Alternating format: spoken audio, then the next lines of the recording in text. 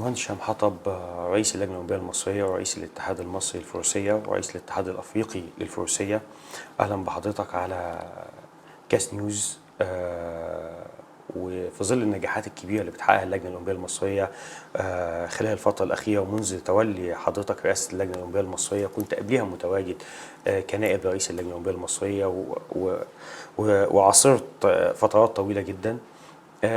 بعثة مصر في أولمبياد طوكيو 2020 حققت أعلى رصيد في تاريخها في المشاركات، إن هي تجيب 6 ميداليات متنوعة، وده كان أعلى مشاركة لمصر، يعني أعلى مشاركة من حيث عدد اللعيبة وعدد اللاعبات، وأيضا من حيث النتائج اللي اتحققت، سواء بالحصول على عدد الميداليات 6 ميداليات اللي أول مرة تتحقق في تاريخ مصر، حتى المراكز المتقدمة اللي حققتها الألعاب المصرية من المركز اللي هو من الرابع حتى الثامن، ده كان تقريبا في 17 او 18 لعيب حققوا هذه المراكز. لاول مره في تاريخ مصر يكون لنا هذا التواجد الكبير ضمن الثمانيه العظام في كل لعبه. في ظل النجاحات ديت اكيد في خطه شغالين عليها، اكيد في استراتيجيه اللجنه الاولمبيه المصريه شغاله عليها في الفتره الحاليه، فعايزين نتعرف من حضرتك ازاي قدرنا نوصل للمرحله دي وازاي هنكمل على دوت. بسم الله الرحمن الرحيم. طبعا اللي انا عايز اقوله، الكلام اللي انت قلته ده يعني حاجه تفرحني جدا جدا وتفرح المجتمع الرياضه كله بصفه عامه. اللي انا عايز اقول، لو ما كانش التوجه بتاع القياده السياسيه ان الرياضه دي امن قومي زي ما فخامه الرئيس قال قبل كده، اذا ما كانش الدعم اللي احنا شايفينه من القياده السياسيه ومن فخامه الرئيس وممثل من وزاره الشباب والرياضه والاخ العزيز الوزير النشط الوزير اشرف، الدكتور اشرف، ما كناش قدرنا بالتناغم اللي موجود ما بيننا وما بين الوزاره وما بين الاتحادات وما بين الانديه وما بين اللاعبين وما بين اسر اللاعبين، ما كناش قدرنا نوصل اللي احنا وصلنا له. اللي انا بقول دي منظومه متكامله، الدكتور انا موجود فيها، اللجنه الاولمبيه موجوده فيها، معالي الوزير الدكتور اشرف صبحي موجود فيها. التناغم ما بين المسؤوليه الاداريه الفنيه الماليه في بوتقه واحده، فده طبعا يقدر يدينا ما فيش صراعات، الهدف واحد اللي هو مصلحه الدوله، الهدف واحد ان احنا بنكمل الدور اللي ماشي مصر فيه ان شاء الله من التنميه اللي حاصله واللي هتحصل من الاستثمارات، من البنى، من الخطه ان شاء الله الطموحه اللي تخلي مصر في مكانها الطبيعي. فده طبعا دي كلها حوافز عشان تقدر تخلينا نوصل اللي وصلنا له. اللي انا بقول اهم حاجه فيه ان اللي بنوصل له ما بنرجعش منه لورا. في النتائج اللي بنجيبها في كل البطولات، كانت بطولات دوليه معموله في مصر، كانت بطولات دوليه موجوده بره.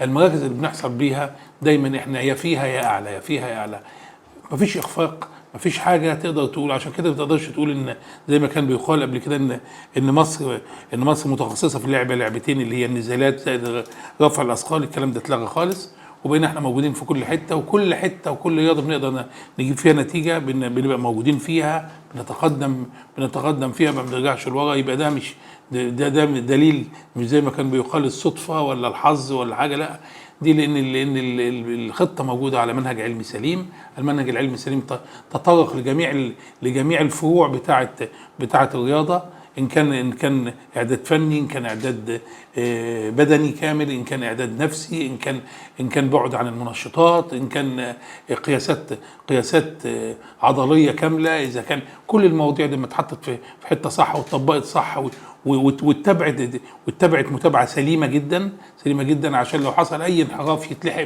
من بدري، هي دي النتيجه اللي بتحصل فيه. فانا شايف ان شاء الله لو مشينا احنا بهذا المنهج هيبقى فيه تقدم، مفيش رجوع لورا خالص. يعني قبل ما نخش في التفاصيل الفنيه والخطه والحاجات ديت، حضرتك اشرت لجزء مهم جدا في بدايه كلام حضرتك، هو التناغم ما بين اللجنه الاولمبيه المصريه ووزاره الشباب والرياضه بجانب دعم الدوله المصريه وفخامه الرئيس عبد الفتاح السيسي اللي بيوفروا للرياضه المصريه في الفتره الاخيره. شايف حضرتك حجم الانشاءات والامكانيات اللي تم توفيرها والملاعب والامكانيات الماديه اللي اتوفرت في الفتره الاخيره دي، كان ايه الايجابيات بتاعتها وتاثيرها على الرياضه المصريه قبل دوت؟ كان ايه المعاناه اللي كانت موجوده، وحاليا بعد ما تم توفير دوت ايه اللي وصلنا له بفضل الامكانيات دي؟ انا عايز اقول ان البنيه التحتيه في اي بلد بنتكلم فيها ما تبقى سليمه، ما تبقى كبيره، ما يبقى قاعدتها عريضه، دي تلقائيا بتخلق كوادر رياضيه عاليه جدا، والمدربين ومنظمين وحاجات في كل مجال الرياضه. وده نقدر نشوفه. احنا لو قلنا النهارده بكره عايزين نعمل بطوله دوليه في اللعبه الفلانيه، كوادرنا المصريه موجوده. واحنا شفنا بره، وانا قصدي بره ما بنقولش على الدول الافريقيه وبس، انا بقول لك حتى الدول الاوروبيه ما عندهاش الكفاءه اللي عندنا، وحتى ان كانت عندها الامكانيات احنا عندنا امكانيات زيها واكتر، وعندنا بقى كفاءه اكتر، والبنيه التحتيه الملاعب وخلافه خلق كوادر كبيره جدا جدا جدا. والوزاره والدوله بتتبنى هذه الكوادر بتدريبها وتطويرها وكل حاجه. فبقت عندنا الدنيا المنظومه متكامله ما بين كوادر المنظمين يقدروا يعملوا بطولات دوليه، وما بين المنشات الموجوده.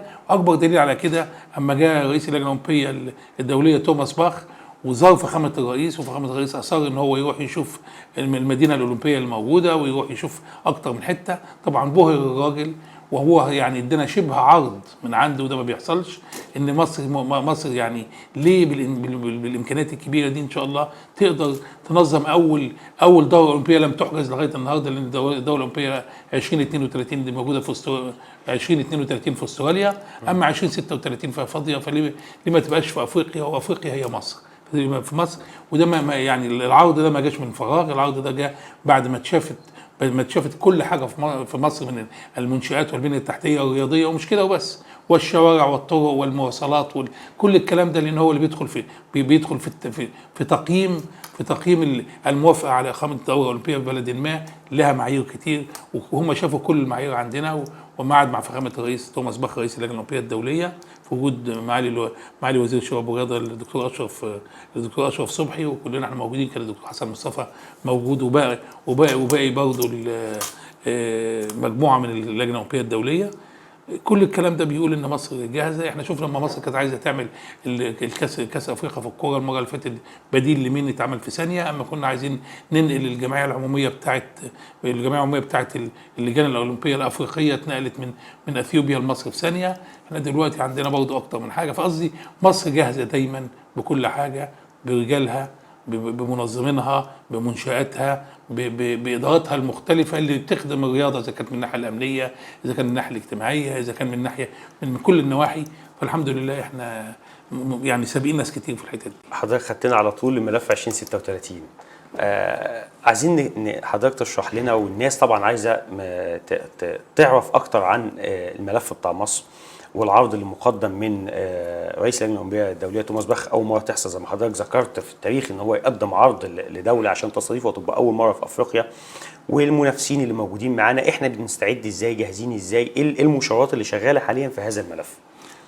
والله طبعا لما يبقى عندنا عرض، طبعا الدوله بصفه عامه والقياده السياسيه بصفه خاصه عودتنا ان احنا ما بندخل في مسابقه او بندخل في تحدي، بندخل على اعلى مستوى موجود. اما بنبني على اعلى مستوى، اما بنتبنى حاجه بنتبناها على اعلى مستوى. طبعا مصر زي ما قلت، يعني سبق دلوقتي قلت لك، لها رياده في افريقيا اكيد، ولها رياده مقارنه ببلاد كتير من البلاد المتقدمه جدا، لنا رياده عنهم كمان في المنشآت وفي التنظيم وفي الكوادر والحاجات اللي زي دي.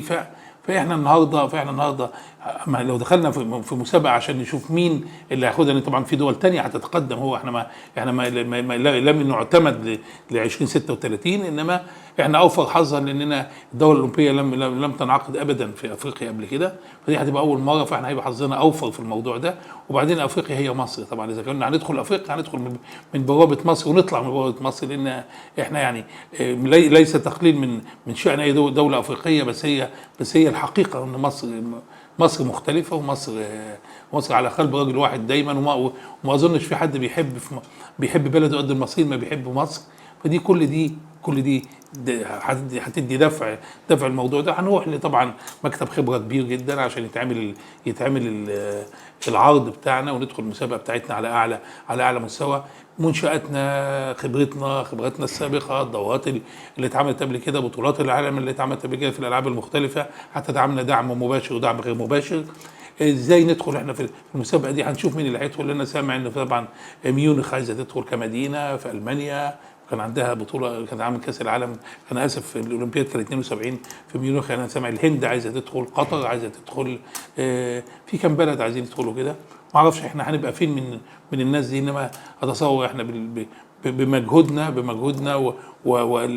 وبنيتنا الحديثه دلوقتي لازم نبقى بعيد عنهم قوي، ايا كان هم مين، ايا كان امكانيات ايه، احنا بعيد قوي عنهم، لان احنا اقوى كتير من البلد التانية دي. وان شاء الله احنا يعني بمجهودنا وبتناغمنا وبدولتنا وبرجالنا هنقدر نعمل اللي احنا عايزينه في اي وقت احنا عايزينه باذن الله. نرجع للخطه بتاعت اللجنه الاولمبيه المصريه اللي شغاله. شايفين نجاحات للاتحادات المصريه في الفتره الاخيره، نتائج متقدمه سواء على مستوى الناشئين، الشباب، مستوى الكبار. في اتحادات كتيره جدا، كان في بعض الاتحادات خلال السنين اللي فاتت نقول كان في تراجع في النتائج، بدات ترجع خصوصا في الالعاب الجماعيه. شفنا منتخبات الباسكت، شفنا منتخبات الكره الطائره بداوا يرجعوا الى السيطره على افريقيا من مرحله الناشئين والشباب. فبالتاكيد في خطه شغالين عليها الاتحادات معتمده من اللجنه الاولمبيه، وفي تواصل مستمر في دوت. الخطه دي عايزين حضرتك بقى نعرف منها تفاصيلها، استعداداتنا الفتره الجايه لدوره الالعاب الافريقيه اللي هتبقى في اكرا 2023، ودي اعتقد ان هي المرحله او المحطه الاولانيه قبل باريس 2024. طبعا اللي عايز اقوله احنا برضه لازم ندي لمصر حقها، وندي للاخفاق حقه اذا كان في اخفاق زي ما تقول. احنا الظروف اللي مرينا فيها ابتداء من سنه 2011 لغايه دلوقتي، والكورونا اللي جت بعدها، مش هنقدر نتكلم كتير على الكورونا لان الكورونا عندنا وعند غيرنا، انما احنا عدم الاستقرار اللي كان موجود لغايه سنه 13 لما جاوا ابتدينا تبنى مصر الحديثه. دي اثرت اكيد، ما فيش خلاف، اثرت على كل الحركات بما فيها الحركه الرياضيه اللي موجوده عندنا. تعافينا بسرعه جدا، جبنا نتائج بسرعه جدا، ثبتنا على النتائج، ودي حاجه مهمه جدا جدا جدا. فانا شايف ان الموضوع ده ان شاء الله هيوصلنا لكل حاجه كويسه. الخطه اللي احنا عملناها اللي كانت قدامنا على طول، زي ما قلنا ان الرياضه امن قومي زي ما فخامه الرئيس قال، وابتدينا من هذه النقطه، ازاي الرياضه دي تسعد الشعب ده، ازاي الرياضه دي واسعاد الشعب ده طبعا بالفرجه الحلوه والنتائج الكويسه، مش يمكن مش النتائج بس، ازاي نبقى عندنا خطه عشان يبقى في احلال وابدال للعناصر اللي كبرت. هي دي سمه الحياه، واحد بيكبر ويمشي وغيره بيجي، فازاي الخطه دي تبقى موجوده، ازاي احنا بنخطط عشان اما نروح الاولمبياد بتاع الشباب يبقى عندنا شباب كويسين ازاي ويكسبوا ازاي. وشفنا الميداليات اللي بنجيبها، ودي لازم حاجه ما تعديش. اما بنجيب ميداليات في الدورات الاولمبيه للشباب دي حاجه كويسه، اما بنجيب في الدوره الافريقيه للشباب ميداليات وبنكتسح افريقيا دي برضه حاجه كويسه. ويبقى ده اعداد تلقائي وابدال وتحليل للعناصر اللي كبرت في السن، اللي برضه مش هنسيبها، هنستفيد بيها في المجالات الاخرى، الاداره الرياضيه، في التدريب، في كل حاجه، لان خبرتها كويسه. فكل الحاجات دي على بعضها زائد الخطه اللي احنا بنحطها بناء على كده، اللي هي بنناقشها مع الانديه، بنناقشها مع الاتحادات، بتناقش مع اللجنه الاولمبيه، بتناقش مع الوزاره، كل في اختصاصه. ده حاجه مهمه جدا جدا جدا، تمثل من وجهه نظر 70 الى 80%. اما ال 20 الى 30% التانيين المتابعه الجيده ليه خطه على منهج علمي سليم جدا، يبقى انت اكتملت كل العناصر بتاعتك، تقدر ان شاء الله توصل لحاجه كويسه، وتقدر تخطط وتقول انت واقف فين. المعوقات اللي موجوده عندنا دلوقتي، ما عندنا معوقات، عندنا العمله بتصعب علينا الموضوع عشان نطلع في معسكرات بره. طب هنعمل ايه البديل؟ هندخل معسكرات جوه، هنحاول نعمل بطولات تيجي عندنا هنا، الناس تحتك بينا هنا. يعني مش هنقدر، ما فيش حاجه هتوقفنا. مصر ما فيش حاجه بتوقفها.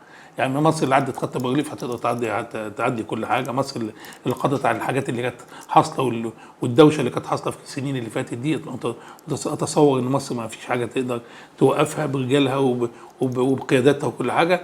فان شاء الله احنا عندنا دايما البدائل، عندنا دايما الخطه هتبقى موجوده، الخطه بتاعتنا موجوده وكامله، وان شاء الله يبقى ربنا يوفقنا في يوم البطوله في الاولمبياد في باريس. انا بتكلم على يوم البطوله، يوم كل واحد في يوم بطولته، التوفيق بتاع ربنا، ولا حد يسال يعني يسالنا الا انتوا عديتوا الناس ازاي، ويناقشنا في الضعف في الاعداد اذا كان موجود.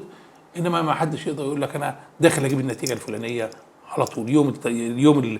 البطوله اذا كان التوفيق موجود هنجيب ميداليه واثنين وثلاثه واربعه وخمسه، اذا ما كانش موجود ان شاء الله احنا قريبين من كل حاجه. فما فيش حاجه الا بنعملها عشان تسعد الشعب المصري بالاداء بتاعنا، بالتخطيط بتاعنا، بالدعوات بتاعتنا لربنا بالتوفيق. بعد كده اذا اجتمعوا مع بعض اكيد هنجيب ميداليات كتير قوي. يبقى إذا احنا بنتكلم إن دايما المشاركة في البطولات، سواء دورات ألعاب أفريقية، سواء دورات ألعاب أولمبية، أو بطولات للشباب، أو البطولات الألعاب اللي هي البطولات القارية الخاصة بكل لعبة، إن الفريق بيشتغل بيتم تجهيزه وإعداده، لكن يوم المنافسة ده بيبقى يوم خاص. ممكن يكون اللاعب يصحى عنده دور برد بسيط، أو في أي ظروف طارئة حصلت خارج عن الإرادة ما تخليه مش في اليوم بتاعه اللي هو موجود فيه.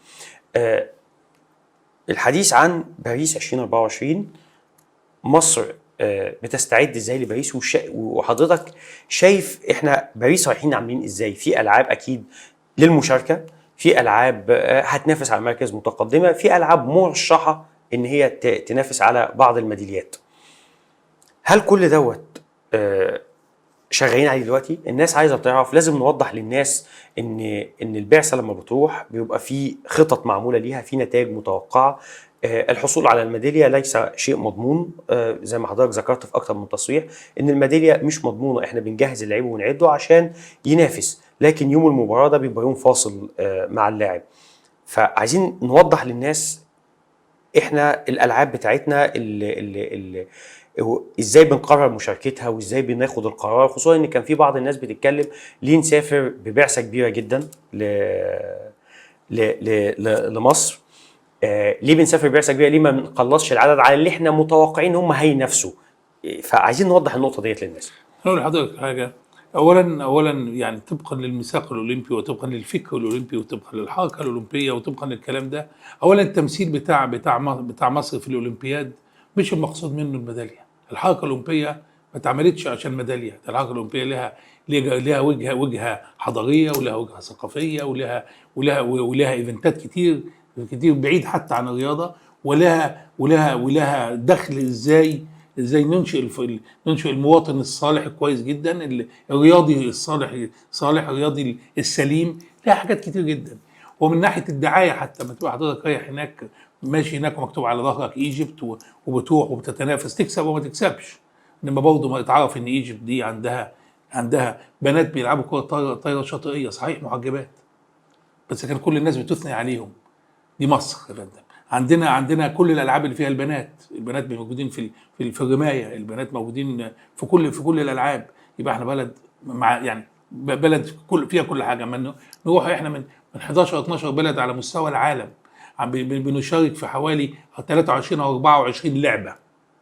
يبقى احنا مصر متكامله. لما نروح نشارك في كل الالعاب دي، يبقى احنا عندنا لا يمكن هنشارك في الالعاب دي الا واحنا بلد الامن والامان، اللي هي اكيد بقى بدل بلد الامن والامان تقدر تيجي تستثمر فيها، تقدر تيجي تشوف السياحه بتاعتك فيها، تاخد اجازاتك فيها، وانت محتاج الكلام ده كله، لان الكلام ده كله هو اقتصاد البلد. فقصدي احنا نفرح الشعب المصريين بطريقه مباشره بميداليه، ونساعد مصر بطريقه غير مباشره بتواجدنا هناك وكل حاجه. فاحنا لو اللي يتاهل لازم يروح هناك، ما دام اتاهلت يروح. وبعدين انت ما بتتاهلش عشان حد عمل لك زق عشان يأهلك. كده بتتاهل طبقا لمعايير الاتحاد الدولي للعبه الفلانيه. لو جبت كذا هتتاهل، لو طلعت من كذا هتتاهل. ان كانت رقميه فالارقام بتتكلم، اذا كانت لعبه مش رقميه فاحسن 5 هيتاخدوا، احسن 6 هيتاخدوا من المجموعه دي من افريقيا. مش عارف، حتى لو كنت تتاهل من افريقيا وانت لسه بعيد عن العالم انك انت موجود. ولو هذه الروح مش موجوده، مش هتشد الولاد الصغيرين التانيين عشان يروحوا. يقول لك اللي هيروحوا عشان يجيبوا ميداليات. لو بصيت حضرتك عدد الميداليات الموجوده في الاولمبياد حوالي 1000 وشويه، 150 ميداليه ولا حاجه، وعدد المشاركين هناك في حدود 11800 او 12000.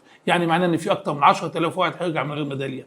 لو كان الكلام بالميداليات بس ما كناش عملنا كده، كانوا هيروحوا 1000 ياخدوا 1000 ميداليه ويرجعوا. فاحنا عارفين ان في 10000 واحد. ال 10000 واحد دول منين؟ من كل بلد. انما راحوا عملوا كتير جدا. راحوا عملوا ايه؟ السعاد الاولمبياد اللي وراه. وكم واحد راح في الاولمبياد؟ ما تبص كده على التاريخ، تشوف كم واحد راح اولمبياد ما خدش ميداليه، وتاني مره خد ميداليه. هل هو تاني مره خد ميداليه عشان هو كان شاطر في تاني مره بس؟ لا، لانه اعد قبل كده وشاف الاولمبياد ده شكله ايه، وما بقاش عنده الهيبه بتاعت الاولمبياد. الراجل اللي بيرمي الرمح ده في وسط 50,000 واحد بيهتفوا، اما بتبقى المره الثانيه ومره الثالثه ومره الرابعه والاولمبياد كده بقت اسهل له. فقصدي في عوامل كتير تقول كده. فده انا شايف طبعا اللي بيتاهل بيروح للامور، كل الامور اللي احنا قلناها ده بيقرب للموضوع ده. اول ما تشوف مستوى الاعمار بتاعت الولاد بتوعنا اللي بيروح، هتلاقي متوسط الاعمار قليل، يبقى انت ممكن تخدم في العاب معينه 3 و4 اولمبياد. الحاجات اللي عايزه مجهود عضلي جامد 2. واحنا شفنا الناس عندنا خدوا ميداليات، زي كرم جابر خد ميداليتين، زي ميداليتين مش ورا بعض صحيح، انما هدايا ملاك خدت ميداليتين ورا بعض. ميداليتين ورا بعض. عندنا ناس كويسين جدا، عندنا ناس ابطال عالم حظهم بيبقى عثر شويه لما بيجي في اولمبياد، مثلا زي محلبه مثلا في الرمايه، بطل عالم، بطل كبير جدا جدا. هل هو ما راح هناك خانوا الحظ في حاجه في اليوم ده، ما كانش عنده التوفيق، ما بقاش بطل عالم، بقى بطل عالم ورجع من هناك على بطولات عالم تانية بقى بطل عالم. الناس دي كلها لازم نشوف بتعمل ايه، لازم نكمل معاها، لازم كل حاجه. انا متفائل جدا جدا جدا باللي احنا وصلنا له، وبقول ان شاء الله هنبني عليه، وهنبني عليه من الناشئين ومن الشباب، وهنبني عليه كل حاجه عشان نقدر نفيد الرياضه في مصر ونفيد مصر بصفه عامه من الرياضه. المهندس هشام حطب، طبعا احنا عندنا من اهم الملفات الموجوده حاليا دلوقتي ملف مركز التسويه والتحكيم، والقضيه المرفوعه امام المحكمه الدستوريه لمناقشه قانونيه مركز التسويه والتحكيم، وهل هو قانوني ولا لا. عايزين نوضح من حضرتك، انت اكتر خبره مننا واكتر درايه، ان انت توضح للناس كلها مركز التسويه والتحكيم الرياضي المصري وعلاقته باللجنه الاولمبيه المصريه. انا عايز اقول لحضرتك بس ان مركز التسويه والتحكيم اولا، بس عشان الناس تبقى فاهمه، التشريع من مجلس النواب، مش من اللجنه الاولمبيه، ومش من اللجنه الاولمبيه الدوليه، ومش من اي حد، من مجلس النواب ومن الدوله وفروع الدوله المختلفه. ده التشريع اللي طلع القانون. احنا نسال وننصح ولا ما نقدرش نتدخل في اكتر كده. احنا خلينا نقول ان احنا سلطه ناصحه في اللي احنا الكلام ده.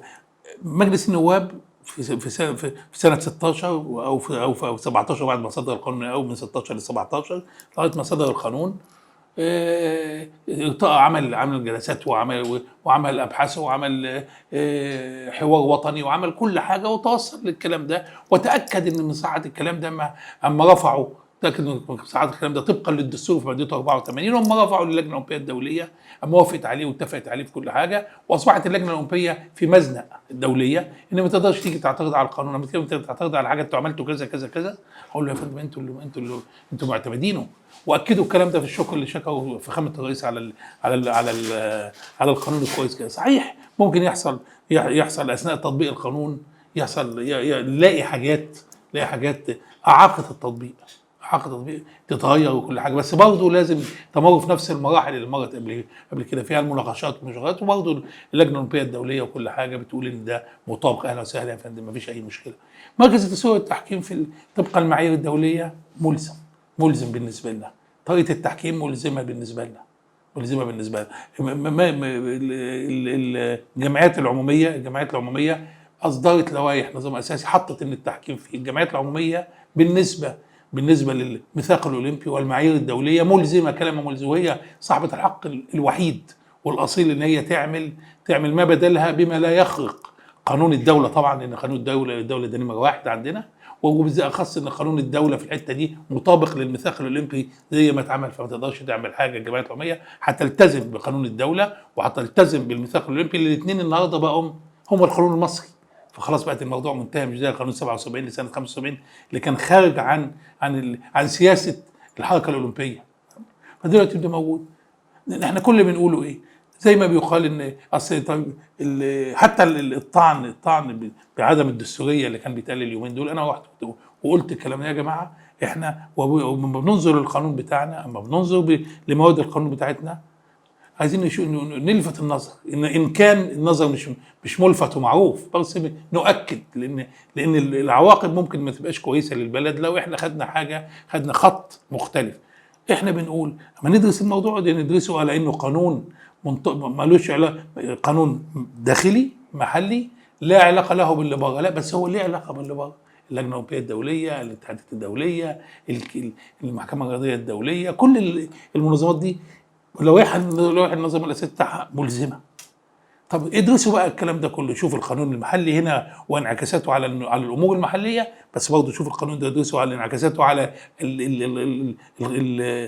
المعايير اللي احنا بنلتزم بيها هنا. اذا لقيتم كل الكلام ده دستوري، خلاص هو دستوري. غير دستوري، خلاص هو غير دستوري. بس لازم ندرس علاقتنا باللي بره، لان احنا مرتبطين بره، زي اتفاقيه الجات، زي اتفاقيه العمل، زي اتفاقيه اعالي البحار، مش دي حاجات مواثيق كبيره. اما بنحط القوانين اللي بتلمس فيها زي ما بيقول بندرسها معاه، ميثاق بندرسه مع القانون بتاعنا ونقول كده. لما لو انا جيت بصيت على القانون وقلت ايوه لا ده مش دستوري، طب ليه مش دستوري؟ عشان القانون كذا كذا. طب هل انت رجعت وشفت ان انا الحته اللي انت بتقول عليها دي مش دستوري، دي انا ملزم بيها مش بكيفي؟ حضرتك عايز تقول انا ملزم بيها، يبقى ملزم بيها لازم انفذها، ولو ما نفذتهاش خلاص مفيش مشكله. وده اللي حصل في اتحاد الكوره واتحاد كره اليد. اطلع بره حضرتك المنظومه دي والعب محلي، مفيش اي مشكله. اتحاد الكوره اخطا هنا كان عنده شويه اخطاء، ارتأت الاتحاد الدولي في رياضه كره القدم المحليه، ارتأت الاتحاد الدولي الفيفا، ارتأى ان هو لازم هيجيب ناس ثانيه تدير، جاب مجموعتين، لجنه خماسيه ولجنه ثلاثيه. وعلى فكره اللجنتين دول اللي كانوا بيديروا معينين من الاتحاد الدولي، وكانوا كلهم مصريين. كانوا ممكن يبقوا مش مصريين، الناس بس بتنسى، كان ممكن يبقى مش مصريين، انما هم جابوا مصريين. لو كان مش مصريين، واحد انجليزي وواحد مش عارف، كان ممكن جدا. واللجان واللجنه الاولمبيه الدوليه ساعات بيبقى في خلافات في لجان اولمبيه وطنيه في بلاد كتير، بيبعت لها ناس تديرها لمده سنه مش من البلد، اجنبي خالص، كان ممكن. فده معناه ان هي الدنيا داخله في بعضيها، والمحلي ما بقاش في حاجه اسمها نشاط محلي رياضي ونشاط دولي، هم كلهم واحد، كلهم تحت مظله واحده. وخلصت الكلام ده. حتى مجلس النواب كان فاطن جدا جدا اما جه السنه اللي فاتت حضرتك، وغير ومد الفتره بتاعه الدعوه للجمعيه العموميه اللي كانت بتنتهي في 31/10 بقت تنتهي في 31/12. وكمان ادى حق استثنائي لم يستخدمه الوزير لاخر شهر فبراير. ليه؟ لان كان فات الميعاد بتاع الدعوه طبقا للقانون المصري اللي احنا لازم نحترمه، واللي هي اللي وبره بيحترموا اللي هم مصدقين عليه. هو احنا والفيفا والاتحاد المصري ما عملش جمعيه عموميه. طب هيحصل ايه؟ الفيفا هترجع علينا تقول لا لازم تعملوا جمعيه عموميه لانها فيها انتخابات، لان فيها لائحه تتعمل، لازم في حاجات كتير جدا. فما ادوش اديهم فرصه عشان ما نقعش تحت طائله اي مخالفه.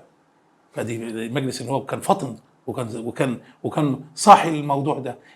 لو سابوا وقال خلاص انتهت 31 اكتوبر اخر يوم للدعوه للجمعيه العموميه، خلاص احنا كده هيقف الفيفا يقول له امال فين ما عملتش جمعيه عموميه ليه السنه دي؟ احنا لائحتنا بتقول كذا اللي هي ملزمه عليكم، تعالى بقى نتكلم. لا الكوره واقفه، لا حضرتك لو حاجه من دي اتعطلت يعني الكوره وقفت ولا حاجه، يعني الجمهور مش هيبقى مبسوط.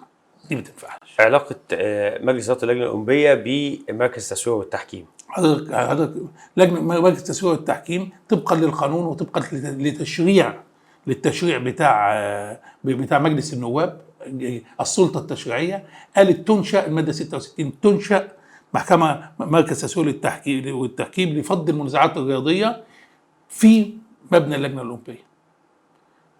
بيعترضوا على الموضوع ده ويرأسوا بصفته رئيس اللجنه الاولمبيه المصريه. احنا ما عندناش اي مشكله ولا عايزين حاجه ولا احنا ضد التغيير يا فندم.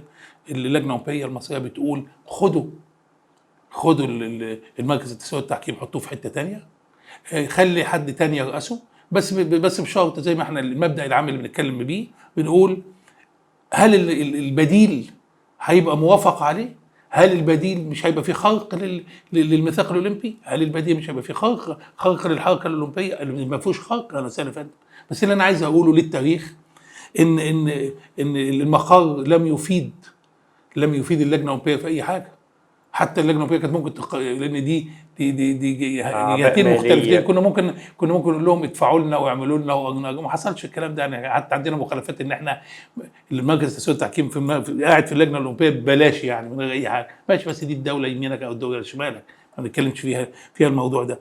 هل احنا كسبنا من موقع اللجنه الاولمبيه من موقع من مركز التسويه والتحكيم في اللجنه الاولمبيه عشان كنا قريبين مثلا من المحكمين يا فندم، ده كلام ما يتقالش، لان ده كلام احنا نجل كل المحكمين بتوعنا، لانهم كلهم قاعدين على منصات الحكم في مصر والقضاء في الجهات في المحاكم المختلفه، ودول الناس لا يقارب. لما انا موجود هنا عمري ما اكلم حد ولا اقدر، ولو انا كلمت حد من المشكله ما بقتش مشكلتي، بقت مشكله اللي انا كلمته، وطبعا ما فيش قاضي يبقى فيه الموضوع ده نقدر نقول له انت عشان انت قريب، طب انت بعيد وانا ما اعرفش اخد تاكسي للبعيد لو البعيد ده عنده استعداد انه يكلمني.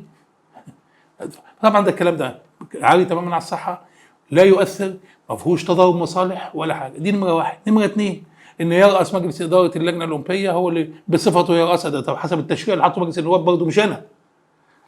طيب يا فندم احنا ايه اللي يحصل؟ احسن احنا ايه الخوف منه؟ ان احنا في تضارب مصالح زي ما بيقولوا، ان انا ممكن اوصل برضه، عشان انا يا فندم رئاستي لمركز التسويه والتحكيم، مجلس اداره اول مجلس اداره فيه 6 7 غيري. طبعا كل الاتحادات فيها 6 7 غير الناس، فانا مش القرار مش قرار فردي يعني، وانا دور تنظيمي فقط. اللي ساعه المستشار عايز مكتب انا بجيب له مكتب، احضر له مكان عشان الناس تترافع فيه وتنظر فيها القضيه، ده شغلتي.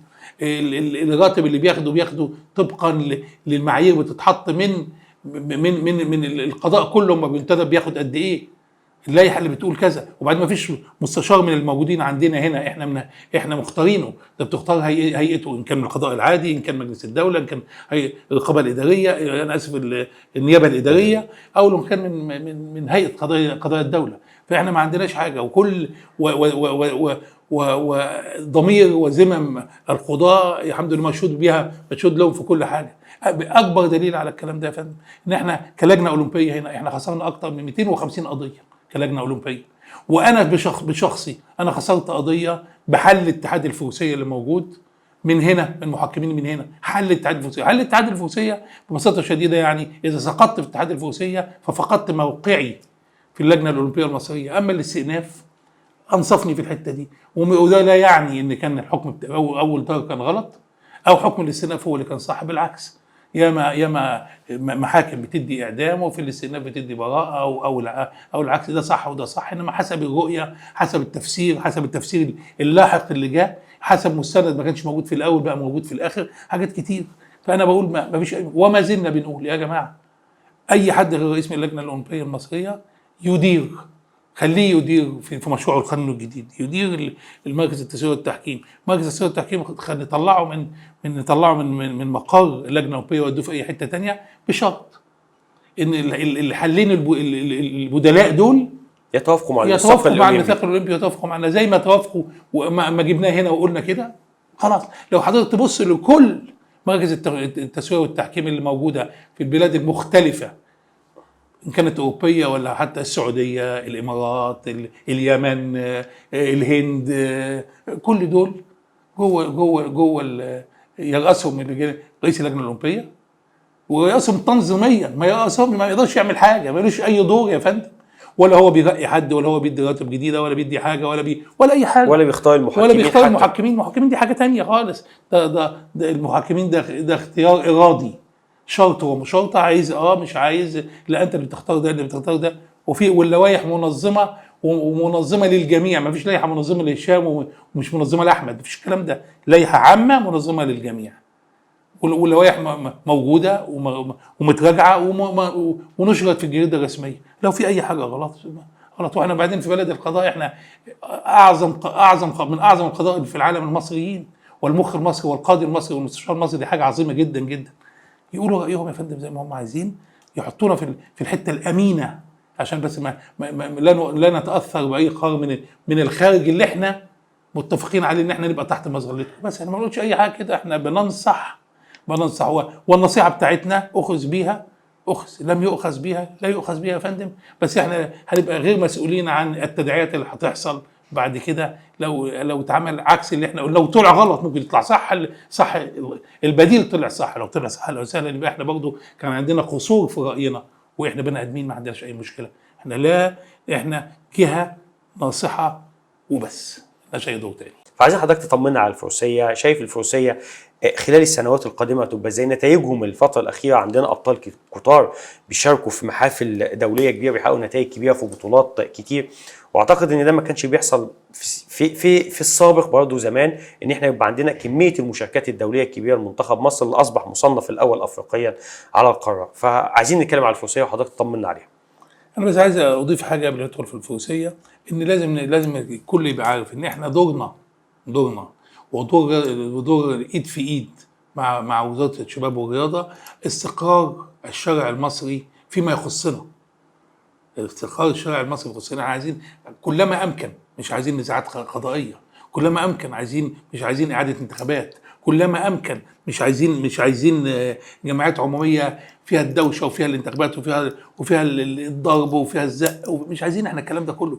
فكلما امكن احنا لازم نعمل كده، دي لمصلحه الرياضه بصفه خاصه، ومصلحه مصر بصفه عامه، والجهات المختصه في مصر في كل حاجه، ان كانت جهات امنيه ولا جهات صحيه ولا غيره، خليها تتجه لحاجات اهم من كده. واحنا دورنا ان نعمل الكلام ده كله ونحافظ على الاستقرار بتاعنا.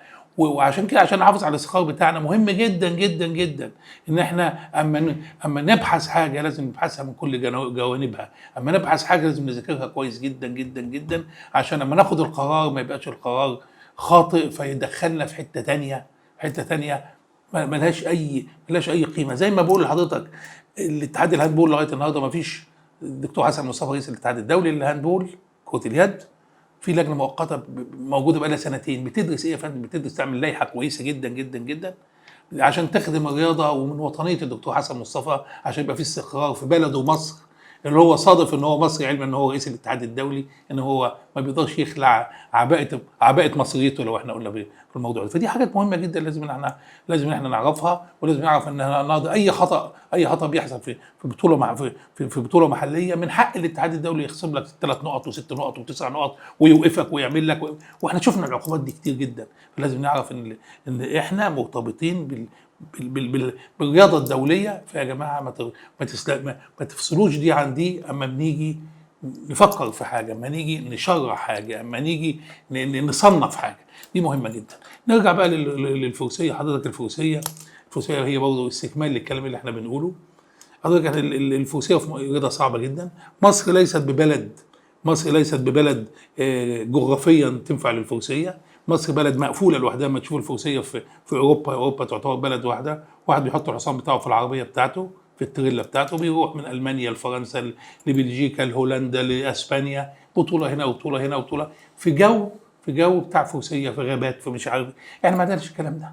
احنا عندنا 5 6 7 انديه بننقل الحصان بتاعي مني وله. المصري بيلعب مع المصري، انما هناك البلجيكي بيلعب مع الالماني، والالماني بيلعب مع الهولندي، والهولندي بيشوفوا الحاجات الجديده، بيشوفوا المدارس المختلفه. احنا ما عندناش الكلام. ومع ذلك وما عندناش الامكانيات دي، وما عندناش الخيل الاجنبي اللي بنقدر، اللي بيشتروها هناك، يشتري ما عجبوش الحصان يبيعوا تاني يوم. انا بجيب حصان اجنبي من بره لغايه هنا هيكلفني عبال ما يوصل هنا، بس النقل بتاعه والشحن بتاعه والكلام ده يوم ما يكلفش حاجه، يكلفك 150,000 جنيه. ده نقله وشحنه بس يعني على اقل حاجه.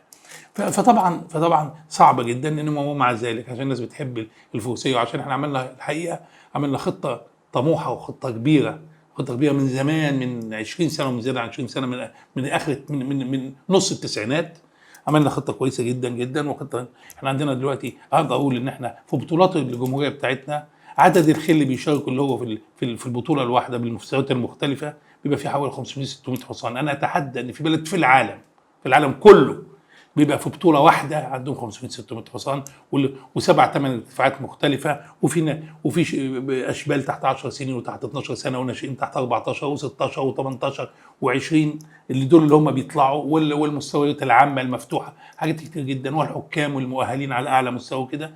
في نفس الوقت عندنا الناس بتوعنا الموجودين بره. للاسف احنا عندنا شويه معوقات، ان احنا ما زالت مصر صعب تصدير الخيل.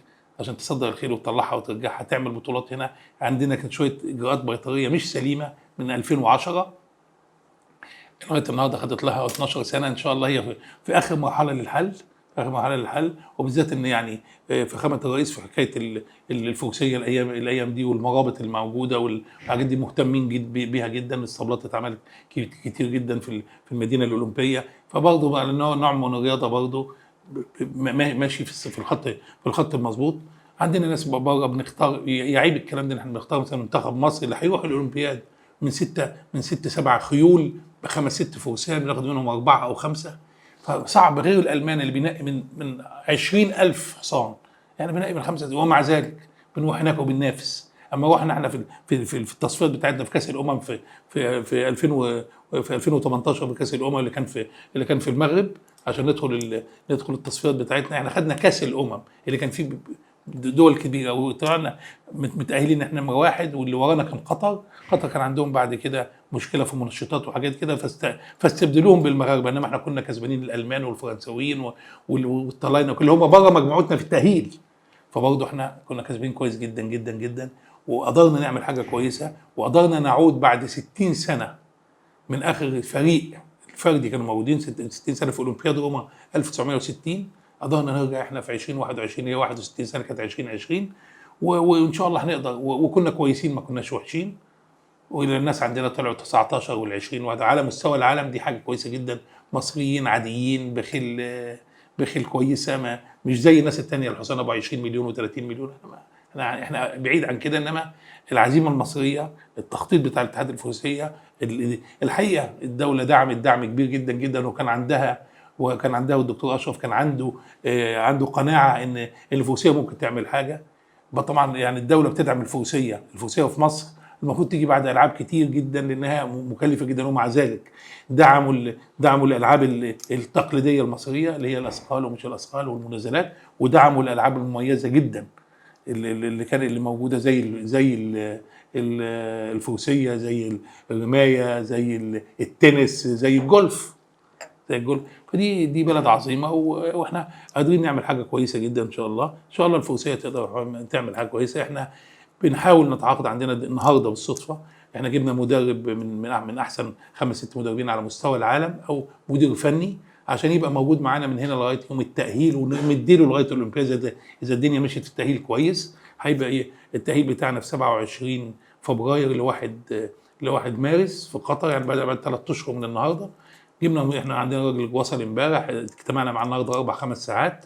ده كان مدرب منتخب المكسيك كان مدرب، هو المدير اللي هو المستشار الفني للمنتخب الانجليزي دلوقتي حاليا كان مع الايرلنديين قبل كده، مع منتخب السعوديه قبل كده اللي خدوا في لندن الميداليه البرونزيه 2012. احنا جبناه ان شاء الله، ودي اول مره نعمل ده اعلى من مستوانا بكتير، بس احنا بنحاول نشوف الموضوع ده. جايبين مدرب تاني، عندنا مدرب طلياني تاني، ده راجل ده بلجيكي. عندنا مدرب طلياني تاني احنا جايبينه للبراعم او الاشبال والناشئين والشباب، بيشتغل بيه كل شهرين.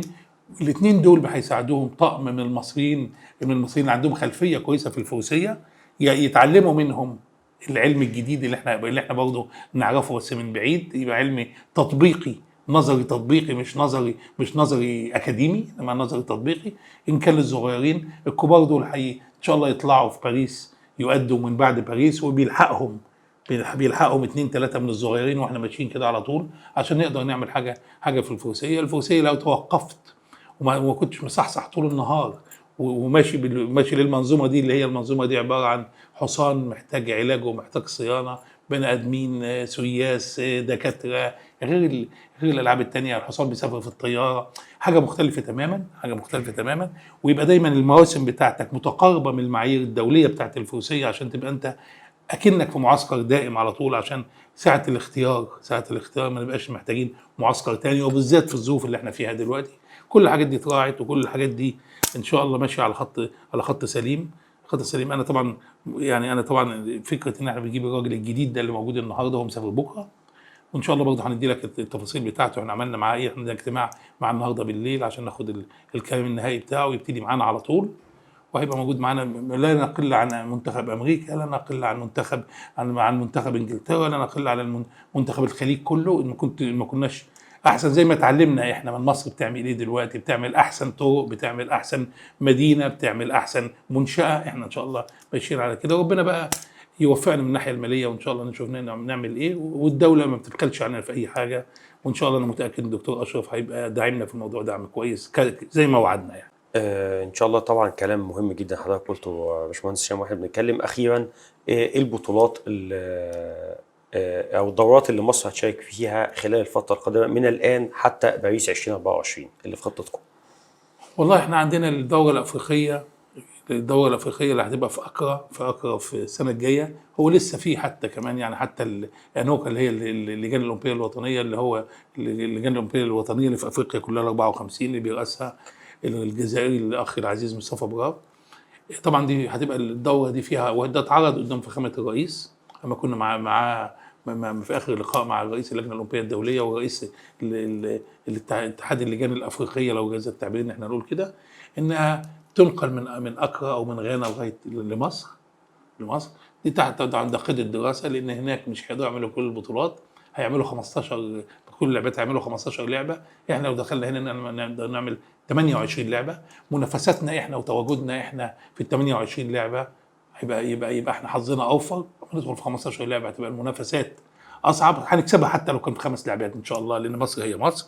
انما احنا لو كانت مصلحتنا، وده اللي احنا عرضناه حتى مع فخامه الرئيس لما كنا مع فخامه الرئيس، ال 28 او 29 لعبه لو قدرنا نعملهم هنا، ده هيبقى اعداد جيد جدا جدا، لان ده في السنه الجايه يعني قبل الاولمبياد بحوالي 10 شهور، هتبقى اعداد كويس. وهنقدر نحط فيها تاهيل، لو قدرنا تاهيل للاولمبياد تبقى من الدول الافريقيه، دي برضه حاجه كويسه. ويبقى التاهيل من عندنا من مصر، دي حاجه كويسه جدا.